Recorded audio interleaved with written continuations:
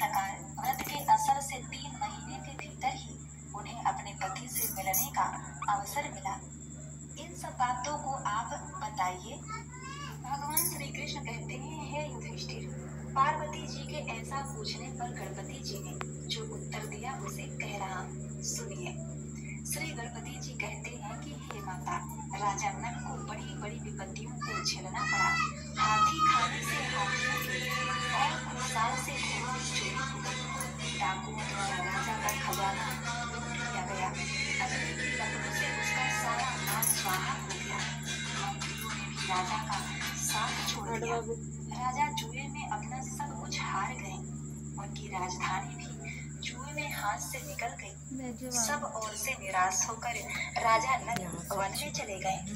उन्हें वन में दमयंती के साथ बहुत से कष्ट उठाने पड़े। अंत में उनका रानी से वियोग हो गया। रानी किसी नगर में एक अमीर घराने में काम करने लगी। रानी अन्यत्र किसी नगर में रहने लगी तथा राजकुमार भी किसी दूसरे जगह नौकरी करने लगा। जो कभी राजा, रानी, राजपुत्र कहलाते थे, वे भी अब भीख मांगने लगे। नाना प्रकार की बीमारियों से ग्रसित होकर एक दूसरे से बिछड़कर कर्मों के फल पाकर उन्हें भोगते हुए समय गुजारने लगे। एक बार की बात है, वन में इधर उधर भटकते हुए दमयंती ने सरभंग ऋषि के दर्शन किए।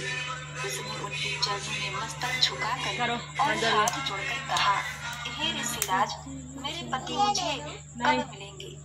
किस प्रकार मुझे हाथी घोड़ों से सुसज्जित घनी आबादी वाली नगरी मिलेगी? मेरा भाग्य कब उदय होगा? हे मुनि श्रेष्ठ, कृपया आप ही बताइए।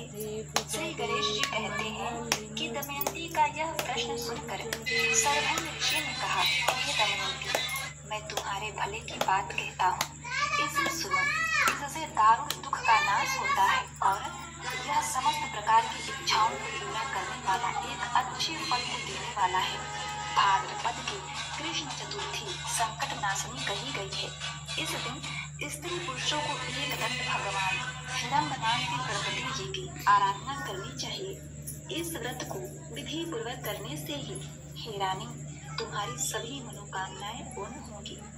7 माह के भीतर ही तुम्हारे पति